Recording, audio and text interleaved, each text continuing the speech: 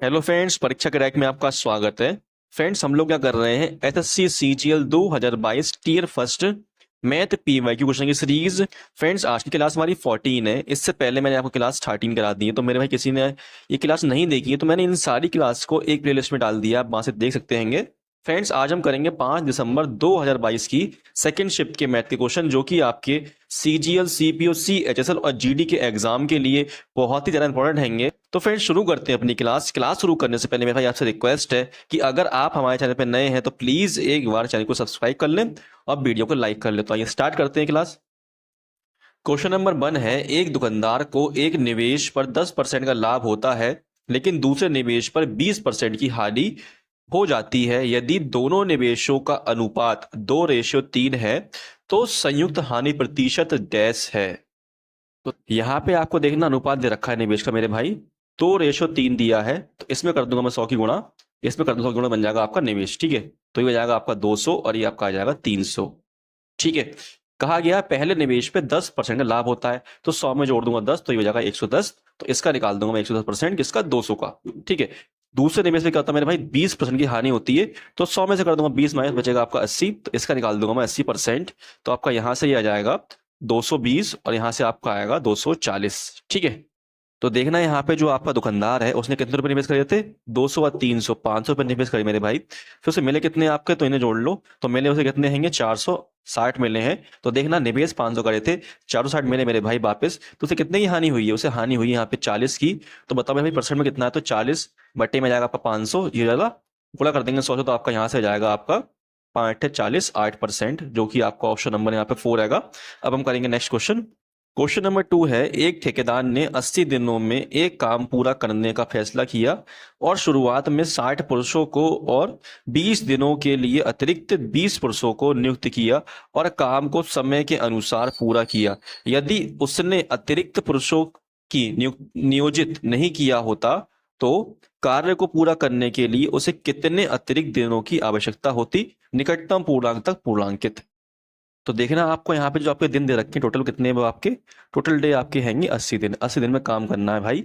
कहा गया है शुरुआत में आपके 60 पुरुषों ने 20 दिन तक काम किया मेरे भाई, तो 60 पुरुष हैं, 20 दिन तक काम किया, उसके बाद मेरे भाई 20 पुरुष और आ गए। तो देखो 60 पुरुष थे, 20 और आ जाएंगे तो हो जाएंगे आपके 80। अब दिन कितने बच्चे हैं, 20 दिन काम कर लिया हैगा, तो दिन बच्चे 60। तो कितना काम कर देंगे 60 दिन में, तो यहाँ से निकल आएगा आपका टोटल वर्क। ठीक है, तो देखना आप यहाँ से, तो ये हो जाएगा 6 दूनी 12, यहाँ से 1200 बन जाएगा, यह बनेगा 8 6 48, तो ये आपका आ जाएगा 4800। इसे आप जोड़ दो तो आपका क्या आ जाएगा टोटल वर्क। ठीक है, तो ये आपका आ जाएगा 6000।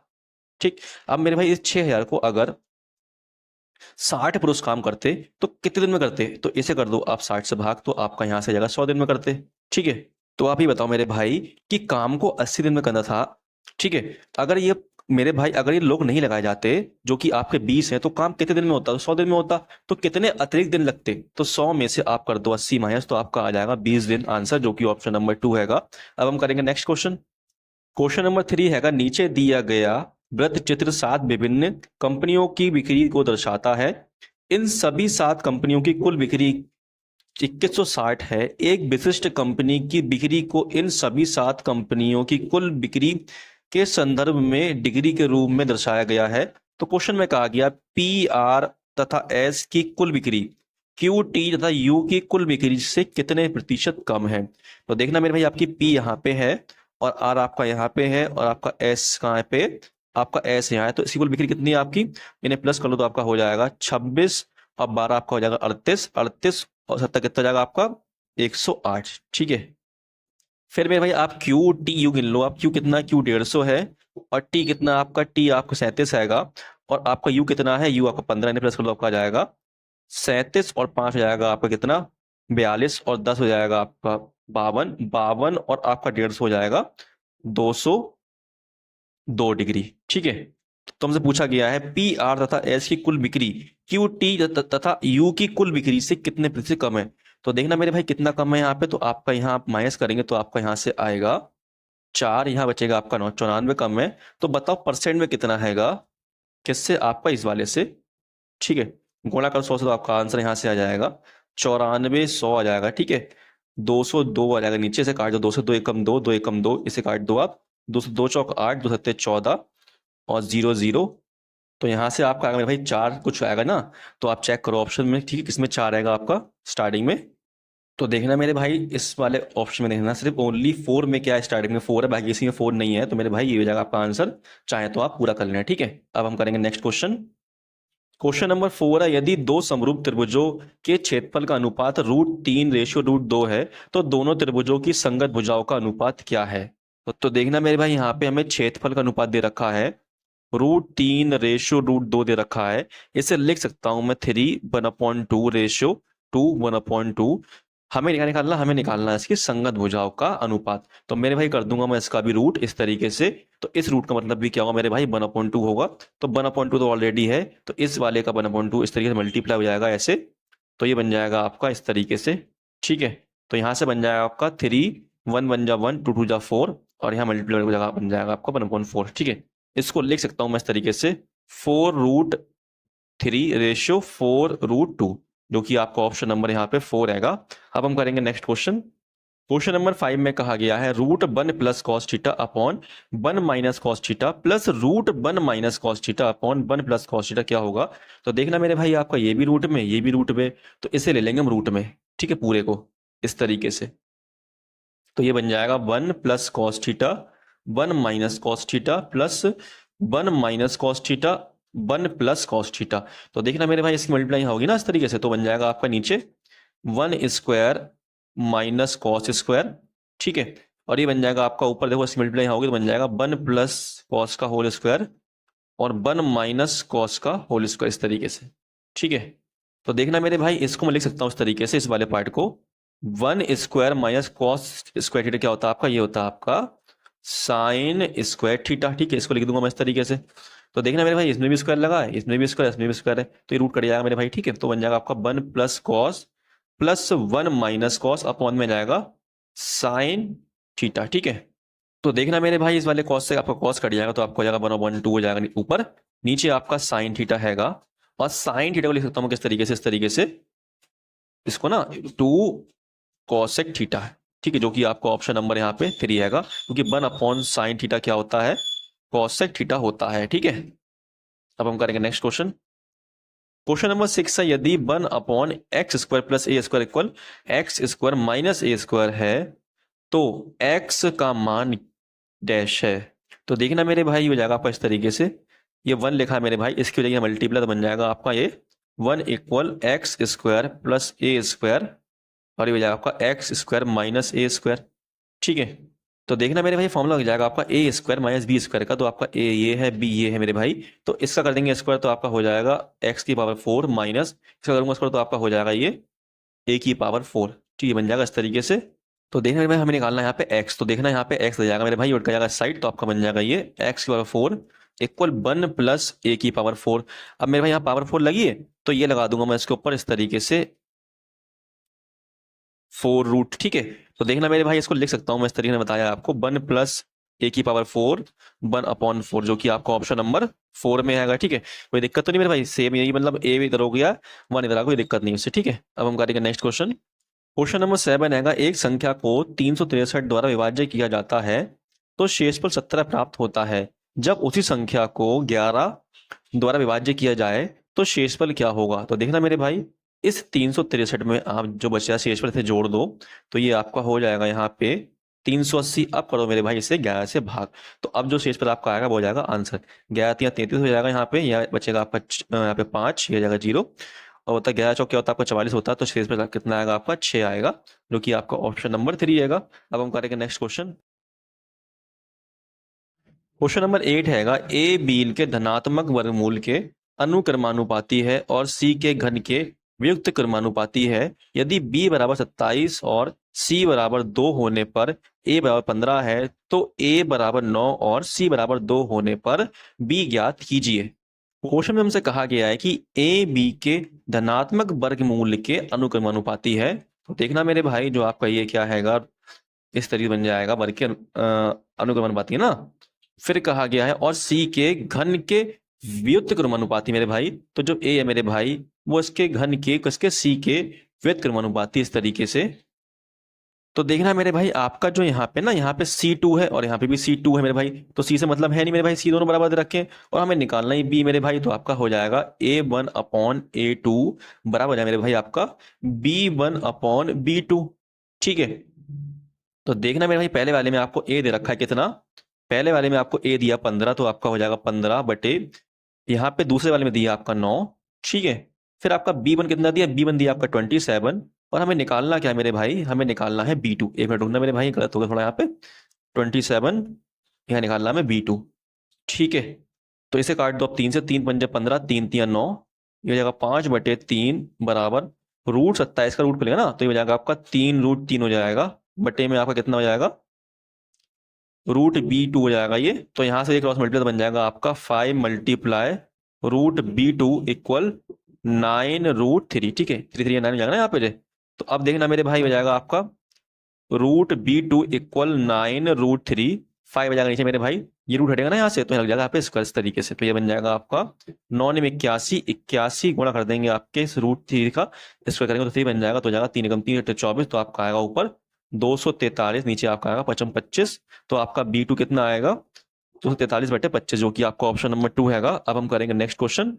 क्वेश्चन नंबर 9 में कहा गया यदि एक समकोण त्रिभुज का एक कोण 35 डिग्री है तो अन्य कोण ज्ञात कीजिए। तो देखना मेरे भाई कोई समकोण त्रिभुज है ना मेरे भाई, तो उसका एक एंगल तो आपका 90 डिग्री का होगा, उसमें से मेरे भाई बचे दो, तो उन दो का सम कितना होता है, तो उन दो का सम होता है आपका 90 डिग्री। तो मेरे भाई उसमें से आपका एक है 35 डिग्री, तो 90 में से अगर 35 डिग्री जाएगा तो आपका यहाँ से आएगा 55 डिग्री। ठीक है, जो कि आपको ऑप्शन नंबर यहाँ पे देखो 3 हैगा, 90 डिग्री और 55 डिग्री। अब हम करेंगे नेक्स्ट क्वेश्चन।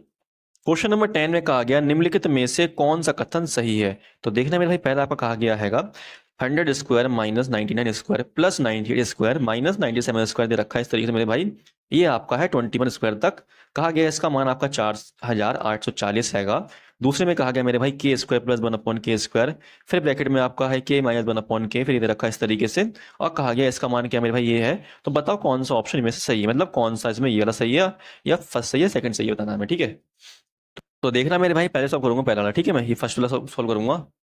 तो देखना मेरे भाई सबसे पहले करूंगा मैं ये वाला 1 वाला सॉल्व। ठीक है, तो मेरे भाई अगर मुझे सम निकालना है इन सबका, तो इसका फॉर्मूला होता है n+1/2। ठीक है, तो मेरे भाई ये सम जो निकलेगा ना, ये आपका 1 से लेके 100 तक निकलेगा, लेकिन यहाँ तक क्या आप यहाँ से क्या आपका 21² से आपका 100² तक है, लेकिन जो सम निकलेगा 1² से 100² तक निकलेगा।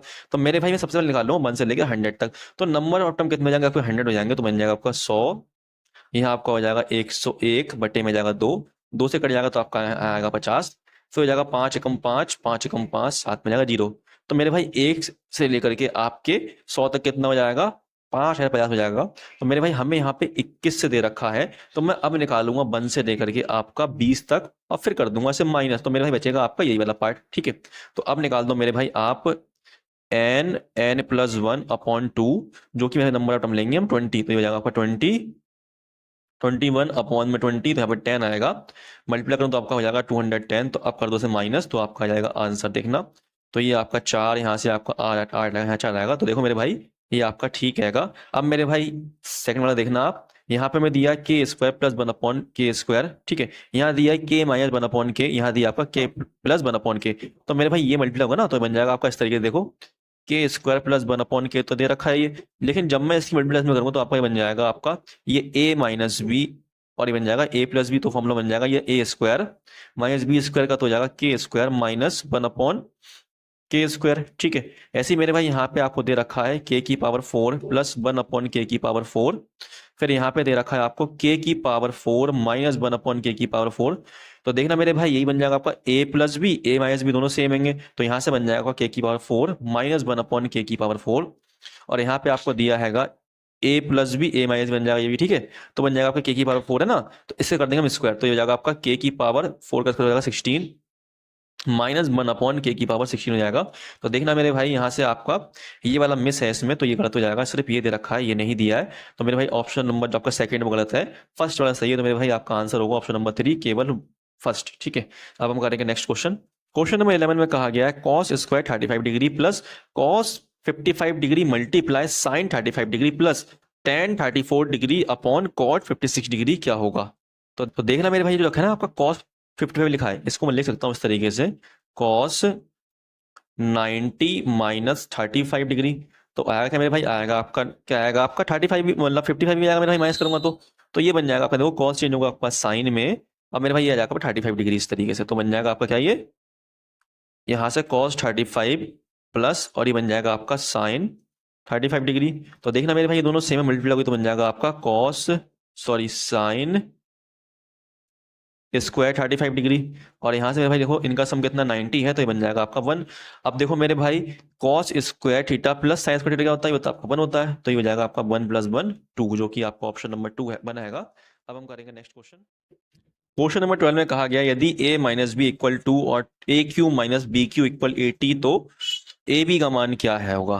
तो देखना मेरे भाई एक फॉर्मूला होता है आपका A cube minus B cube का फॉर्मूला होता है, या फिर क्या होता है ए माइनस बी, अब ब्रैकेट में A square plus B square plus A B होता है। तो देखना मेरे भाई हमें ये दे रखा है आपका 80 और आपका ये वाला पार्ट दे रखा है हमें 2, तो हमें निकालना पड़ेगा क्या, A square plus B square plus A B निकालना पड़ेगा। तो 2 से करेगा आपको ये 40 टाइम में, तो ऐसे 40 जाएगा। तो देखना मेरे भाई अब कर दूंगा मैं इसका ए माइनस बी दे रखा है आपको, ये 2 दे रखा है, तो कर दूंगा मैं होल स्क्वायर। तो ये बन जाएगा आपका A square plus B square minus 2ab equal कर जाएगा आपका ये हो जाएगा आपका 2 × 4।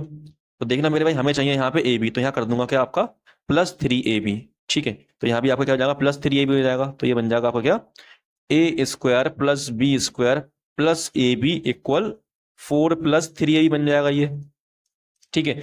तो ये वाला पार्ट आपका आ गया क्या 4 + 3ab, तो लिख दूंगा आपका 4 + 3ab। तो ये आपका 40 मेरे भाई, ये आपका 4 उठ के उस साइड जाएगा, तो जाएगा -40 में से, तो आपका 36 आएगा। ये आपका क्या मल्टीप्लाई में, तो यहाँ जाएगा आपका डिवाइड में, ठीक है। तो जाएगा आपका ए बी, तो ये आपका आ जाएगा 3 × 3 3 दूनी 6 12, जो कि ऑप्शन नंबर 2 आएगा। अब हम करेंगे नेक्स्ट क्वेश्चन।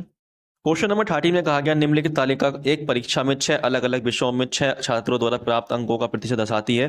कहा गया सभी विषयों में 60% या उससे अधिक अंक प्राप्त करने वाले छात्रों की संख्या है। तो देखना मेरे भाई ए में आपको 60% मिले, तो मेरे भाई सब में 60% से ऊपर, लेकिन देखो इसमें कम है, तो मेरे भाई ये तो होगा ही नहीं। इसमें कहा गया सब में किस में 60% से ऊपर है, तो देखो मेरे भाई यहाँ पे 36 ये भी नहीं है, फिर आपका देखना मेरे भाई यहाँ पे 58 है, ये भी नहीं है, फिर आप देखना यहाँ पे यहाँ पे यहाँ पे यहाँ पे हैंगे, ठीक है। और यहाँ पे देखो मेरे भाई ये भी कम है 60 से, ये भी नहीं है। और यहाँ पे मेरे भाई ये भी ठीक है, इसमें भी 60 से कम नहीं है। तो 1 और 2 है मेरे भाई, जो कि डी ई है। तो इसका आंसर क्या होगा आपका, ये लगा दी मैंने आपके ऑप्शन, तो 1 और 2 मेरे भाई, तो आपको ऑप्शन नंबर 4 से होगा 2 ही होंगे, ठीक है। अब हम करेंगे नेक्स्ट क्वेश्चन। क्वेश्चन नंबर 14 में कहा गया 5 अंकों वाली सबसे बड़ी संख्या कौन सी है जिसे 7, 9 और 11 से विभाजित करने पर प्रत्येक स्थिति में समान शेषफल 3 बचता है। तो देखना मेरे भाई 4 ऑप्शन दिए हैं आपको, तो आप चेक करना मेरे भाई कि किस ऑप्शन को अगर मैं 9 से डिवाइड करूंगा तो आपका शेषफल 3 बचेगा, क्योंकि मेरे भाई जो आपका 9 है इसका डिविजिबिलिटी का रूल बहुत ईजी होता है। तो इन सबको प्लस कर लो, हो जाएगा आपका 9 और 8, 9 और 5 हो जाएगा आपका 14, और 8 कितना है 22, 22 और 4 कितना होगा 26। जब मैं 9 से भाग करूँ तो आपका क्या आएगा यहाँ से मेरे भाई शेषफल, तो ये आपका आएगा 8 आएगा मेरे भाई, तो ये तो है ही नहीं, हमें चाहिए शेषफल 3। फिर इसे चेक कर लो मेरे भाई, इसे चेक करोगे ना, तो आज जब इसे चेक करोगे मेरे भाई तो आपको बचेगा यहाँ पे 3 बचेगा। देखो 9 से 9 कट जाएगा 7, और 9 से 9 कट जाएगा 5, और 7 हो जाएगा 12, से भाग करूंगा 9 से, तो आपका आएगा शेषफल 3, ठीक है। तो ऑप्शन नंबर 4 में ही होगा, ठीक है। अब हम करेंगे नेक्स्ट क्वेश्चन। क्वेश्चन नंबर 15 है 26 वर्षों में एक निश्चित राशि साधारण ब्याज पर स्वयं की 3 गुनी हो जाती है, तो कितने वर्षों में वह स्वयं की 5 गुनी हो जाएगी। तो देखना मेरे भाई कोई राशि आपकी 1 है, वो 26 वर्षों में आपकी 3 गुनी हो जाती है इस तरीके से, ठीक है। तो कहा गया मेरे भाई वही राशि आपकी कितने समय में 5 गुनी हो जाएगी।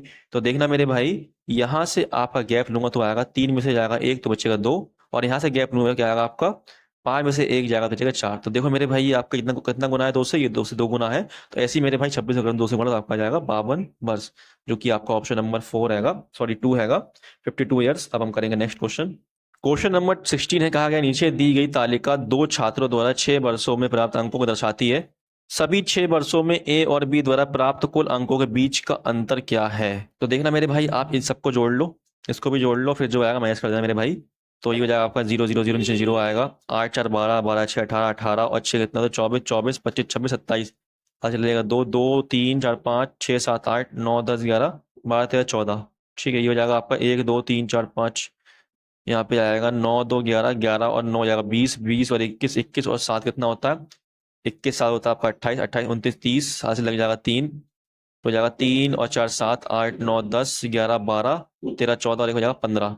तो 1500 में से जाएगा 400, तो आपका आंसर आएगा यहाँ से 30। ठीक है, इनका कितना आएगा आपका 30 आएगा, जो कि आपको ऑप्शन नंबर 2 आएगा। अब हम करेंगे नेक्स्ट क्वेश्चन। क्वेश्चन नंबर 17 में कहा गया एक घन की भुजा की लंबाई 4.2 सेमी है, घन के बाहर निकाले जा सकने वाले सबसे बड़े गोले का आयतन क्या होगा।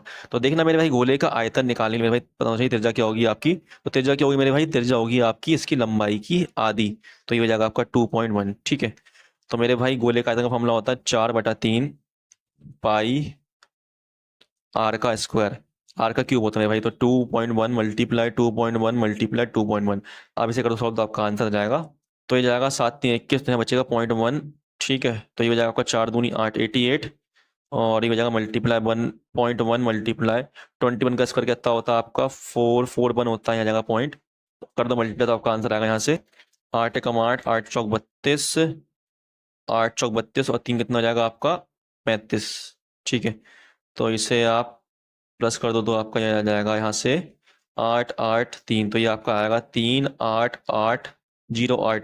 तो देखना मेरे भाई 1 2 3 छोड़ के पॉइंट आएगा यहाँ पे 1 2 3, तो आपका आंसर आएगा 38.80, जो कि ऑप्शन नंबर 3 आएगा। अब हम करेंगे नेक्स्ट क्वेश्चन।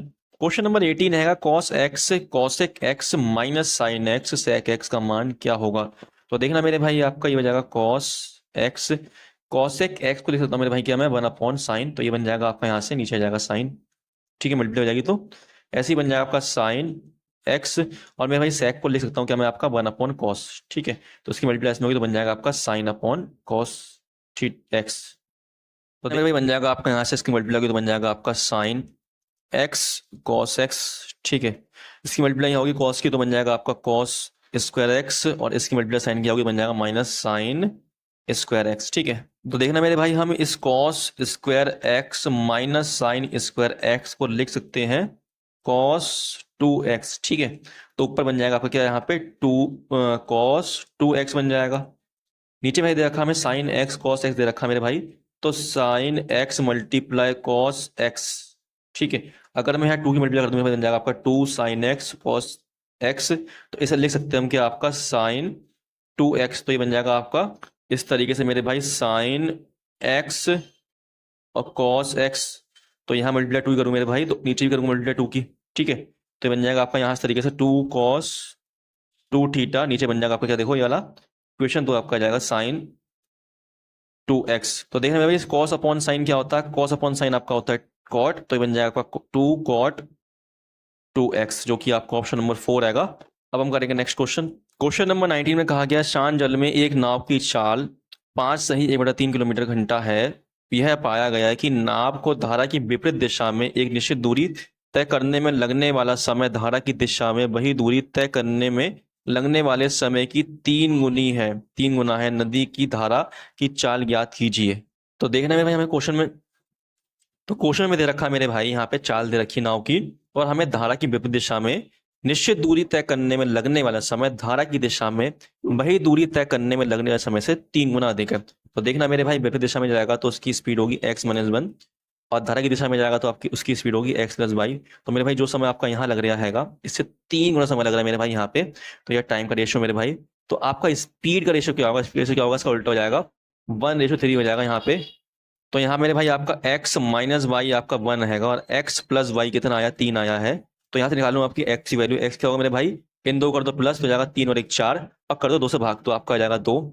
ऐसे ही मेरे भाई निकालनी y की वैल्यू, तो मेरे भाई 3 में से कर दो आप 1 माइनस, तो आपका बचेगा 2, 2 को कर दो आप 2 से डिवाइड तो आपका आ जाएगा 1। तो मेरे भाई आपकी आ गई है नाव की चाल, आ गई आपकी धारा की चाल। ठीक है, तो देखना मेरे भाई हमें यहाँ पे स्पीड रखी है किसकी, नाव की चाल की। तो यहाँ स्पीड दी है 5 सही 1/3, तो ये हो जाएगा आपका 3 × 15 और 1 16/3। लेकिन ये आपके इसमें मेरे भाई आपका है किलोमीटर घंटे में, हमें आंसर चाहिए किसमें, मीटर सेकंड में।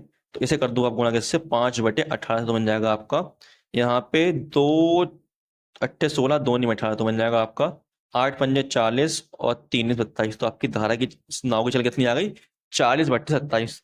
यहाँ पे कितनी दी चाल आपकी 2 दी मेरे भाई, तो कितना ज्यादा ये आप यहाँ से, तो ये हैगा आपका 20/27 टाइम ज्यादा है। इसे कर दो गुणा यहाँ पे 20/27, तो आपका आंसर आ जाएगा यहाँ पे 20/27, जो कि आपकी हो जाएगी धारा की चाल। ठीक है, जो कि आपका ऑप्शन नंबर 1 हैगा। अब हम करेंगे नेक्स्ट क्वेश्चन। क्वेश्चन नंबर 2 में कहा क्वेश्चन नंबर 20 हैगा, एक बेईमान डीलर एक उत्पाद को क्रय मूल्य पर 11% की हानि पर बेचता है, लेकिन 22% कम वजन का उपयोग करता है, उसका प्रतिशत लाभ या हानि क्या है? तो देखना मेरे भाई, इस वाले क्वेश्चन को करने के लिए हमें इस वाले 22 में से माइनस कर दूंगा वाला 11 बटे मेरे भाई 100 में से माइनस कर दूंगा कि आपका ये 22, तो आपका यहाँ बचेगा आपका 11 बटे बटे 78, अब गुणा कर दूंगा 100 से, तो आपका आ जाएगा यहाँ से आंसर ऊपर बन जाएगा आपका 1100, भाग करूंगा 78 से, जाएगा मेरे भाई 78 एक 78, तो यहाँ से आपका अगर 2, यहाँ से बचेगा आपका 3, नीचे जाएगा 0, जाएगा 78 चौक 4 8 32, 4 7 28, 28 और 7 के 3 कितना होता है 21 31, देखो मेरे भाई आपका आंसर आएगा 1 पॉइंट कुछ करके आएगा, 14 पॉइंट आया कुछ मेरे भाई। तो यहाँ पे आपका देखना प्लस में है ना ये, तो आपका लाभ हो रहा है, जो कि आपका ऑप्शन नंबर 2 हैगा। अगर यही मेरे भाई यहाँ पे माइनस का साइन आता ना, तो ये मेरे भाई यहाँ पे होती हानि। ठीक है, अब हम करेंगे नेक्स्ट क्वेश्चन। क्वेश्चन नंबर 22 में कहा गया, निम्नलिखित तालिका मुंबई, राजस्थान, उत्तर प्रदेश और उत्तराखंड स्टॉक एक्सचेंज के क्रय मूल्य ट्रेड किए गए शेयरों को दर्शाती है। क्वेश्चन में कहा गया, सभी 4 स्टॉक एक्सचेंजों में कोलगेट के शेयरों के उच्च दरों का औसत कितना है? तो देखना मेरे भाई, कोलगेट आपके यहाँ पे 34 हैंगे, और यहाँ पे आपका 60 है, यहाँ पे आपका 25 है, यहाँ पे आपका 20 है, तो इन सबको प्लस करो तो आपका जाएगा 34 60 25 20, तो यहाँ से आपका आएगा 9 6 3 9 10 11 12 13, इसे कर दो मेरे भाई 1 2 3 4, 4 से भाग तो आपका आएगा 4 3 12 और 4 चौक 16, 4 28 4 5 20, तो आपका आंसर आएगा 34.72, जो कि ऑप्शन नंबर 1 हैगा। अब हम करेंगे नेक्स्ट क्वेश्चन। क्वेश्चन नंबर 23 में कहा गया है, एक घन का कुल पृष्ठीय क्षेत्रफल 1536 मीटर स्क्वायर है, तो इसका आयतन क्या, याद कीजिए। तो देखना यहाँ पे जो आपका घन के कुल पृष्ठीय क्षेत्र का फॉर्मूला क्या होता है, 6a² बराबर हमें दे रखा है 1536, तो इसे 6 से भाग कर दूं, आपको जाएगा 6 दूनी 12 6 पंजे 30 और 6 36, तो यहाँ से बन जाएगा आपका a कितना 16, क्योंकि मेरे भाई आपका क्या है 16 का स्क्वायर हैगा, हमें क्या निकालना, हमें निकालना है इसका आयतन, तो कर दो 16 का क्यूब, तो आपका आंसर आ जाएगा 4096। अब हम करेंगे नेक्स्ट क्वेश्चन। क्वेश्चन नंबर 24 में कहा गया, एक व्यापारी अपने माल पर उसके क्रय मूल्य से 20% अधिक मूल्य अंकित करता है, यदि वह अपने ग्राहक को अंकित मूल्य से पर 20% की छूट देता है, तो उसे कितना लाभ या हानि होती है, यदि कोई हो? तो देखना मेरे भाई 20% का फ्रैक्शन आपका होता है 1/5। ठीक है, तो मेरे भाई पहले कर रहा है वो अधिक अंकित कर रहा है मेरे भाई, तो 5 में जोड़ दूंगा 1। ठीक है, फिर मेरे भाई छूट दे रहा है, तो मेरे भाई 5 में कर दूंगा मैं आपका ये 1 माइनस, तो आपका जाएगा 4, इसे कर दूंगा तो आपका बन जाएगा 55 25 6 चौक 24। ठीक है, तो देखना मेरे भाई कमी हो रही है यहाँ पे, कितने की, 1 की कमी हो रही है, तो मेरे भाई परसेंट में कितना आपका ये, तो परसेंट में आपका है 25 चौक 100 4%, जो कि आपका ऑप्शन नंबर 4 है। ठीक है, अब हम करेंगे नेक्स्ट क्वेश्चन। क्वेश्चन नंबर 25 में कहा गया है, त्रिभुज ABC और त्रिभुज DEF क्रमशः सर्वांगसम है, यदि AB बराबर 6 बराबर DE, BC बराबर 8 बराबर EF और एंगल B बराबर 30 डिग्री है, तो angle D plus angle C का मान क्या होगा? तो देखना मेरे भाई, यहाँ से आपके 2 मेरे भाई त्रिभुज है इस तरीके से, ABC है, और दूसरा क्या आपका दूसरा हैगा DEF हैगा। ठीक है, हमसे कहा गया है जो आपका AB और जो DE है वो 6 है मेरे भाई, आपका AB और DE 6 है, फिर आपका BC और EF कितना 8 है, BC और EF मेरे भाई आपका 8 है, तो हमसे कहा गया है कि एंगल 30 डिग्री हैगा, कौन सा B, एंगल B जो है वो 30 डिग्री है, तो देखना मेरे भाई ये वाला एंगल क्या होगा मेरे भाई, ये आपका क्या होगा 30 डिग्री होगा। ठीक है, तो देखना मेरे भाई, इसे मैं मान लेता हूँ आपका X और इसे मान लेता हूँ आपका Y। ठीक है, तो मेरे भाई ये भी आपका एंगल क्या होगा, X होगा, ये भी Y होगा मेरे भाई, क्योंकि ये क्या है आपके सर्वांग सम है मेरे भाई। ठीक है, तो हमसे पूछा गया है एंगल D, जो कि मेरे भाई आपका ये हैगा एंगल D X। ठीक है, और मेरे भाई एंगल C क्या होगा, plus angle C, angle C क्या मेरे भाई आपका एंगल C Y लिया है, तो मेरे भाई X प्लस Y क्या होगा? तो देखना मेरे भाई, यहाँ पे आपका एक एंगल 30 डिग्री दिया है, हमें निकालना है X प्लस Y, तो मेरे भाई तीनों एंगल का सम कितना होता हैगा, त्रिभुज के ही होता है आपका 180। मेरे भाई अगर इसमें से मैं ये वाला एंगल घटा दूंगा 30, तो क्या आएगा आपका 150 आएगा मेरे भाई, तो ये क्या आएगा आपका मेरे भाई X प्लस वाई आएगा, तो X प्लस वाई कितना आ गया आपका 150 आ गया, जो कि आपका ऑप्शन नंबर 4 आएगा। तो देखना मेरे भाई, मैंने यहाँ पे आपको पूरे 25 क्वेश्चन करा दिए हैं। तो फ्रेंड्स, अगर आपको क्लास पसंद आई हो, मेरे भाई क्वेश्चन समझ में आए हो, तो आपसे रिक्वेस्ट है कि प्लीज़ एक बार क्लास को लाइक कर लें और चैनल को सब्सक्राइब भी कर लें। अब हम मिलते हैं अपनी नेक्स्ट क्लास में, तब तक के लिए धन्यवाद, बाय, अपना ख्याल रखना।